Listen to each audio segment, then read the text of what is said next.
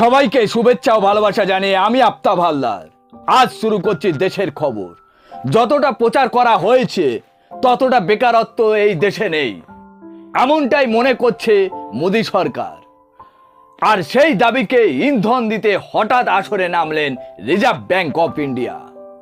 মোদি জামানায় কর্মসংস্থানের উজ্জ্বল সরকারি পরিসংখ্যান তুলে ধরে তারা প্রকাশ করেছে নয়া রিপোর্ট। তাতে স্পষ্ট ভাষায় জানানো হয়েছে, কৃষি, পরিষেবা, উৎপাদন অথবা নির্মাণ সব ক্ষেত্রে মিলিয়ে মাত্র 1 বছরের মধ্যে 4 কোটিরও বেশি কর্মসংস্থান হয়েছে। এই প্রথম এমন পরিসংখ্যান দিয়ে রিপোর্ট পেশ করল রিজার্ভ ব্যাংক অফ ইন্ডিয়া। কেন্দ্রীয় ব্যাংকের আচমকায় এই মোদির প্রশস্তিতে অবাক বিরোধী শিবির ও অর্থনীতিবিদরা। সদ্য শেষ হওয়া লোকসভা ভোটে সব ইস্যুকে ছাপিয়ে গিয়েছে বেকারত্ব ও মূল্যবৃদ্ধি। সেটাই বিজেপির তথা মোদির ভাবমূর্তিতে বড়সড় ধাক্কা দিয়েছে, এ ব্যাপারে নিশ্চিত আরএসএস।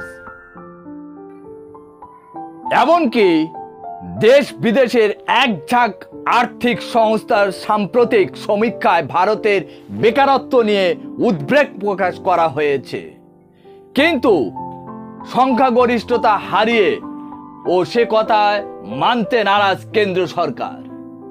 রিজার্ভ ব্যাংকের এই আচমকা প্রকাশ করা রিপোর্টে বলা হয়েছে, বিগত অর্থবর্ষে 4 কোটি 70 লক্ষ নতুন কর্মস্থানের জন্ম হয়েছে। কৃষি, খনি, উৎপাদন, শিল্প, বিদ্যুৎ, গ্যাস সরবরাহ, নির্মাণ পরিষেবা, এক ঝাঁক সেক্টর জুড়ে কর্মসংস্থানে এই জোয়ার দেখা গিয়েছে।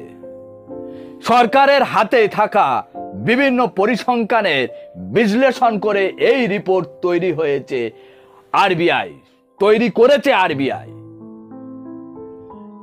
অথচ কিছুদিন আগে সিটি গ্রুপ ইন্ডিয়া বলেছে, ভারতের আর্থিক বৃদ্ধির হার 7% বজায় থাকলেও তবে 80 থেকে 90 লক্ষ কর্মসংস্থান তৈরি হতে পারে। কিন্তু বেকারত্বের সমস্যা এড়াতে অন্তত 1 কোটি 20 লক্ষ কর্মসংস্থান প্রয়োজন। এখন প্রশ্ন হচ্ছে, রিজার্ভ ব্যাংক হঠাৎ করে এরকম রিপোর্ট সামনে আনলো কেন? আপনাদের কারো জানা থাকলে এর উত্তর পাঠাবেন, আমার কাছে এর উত্তর নেই। আজ এখানে শেষ করছি। সবাই ভালো থাকবেন, সুস্থ থাকবেন। Tata, bye bye.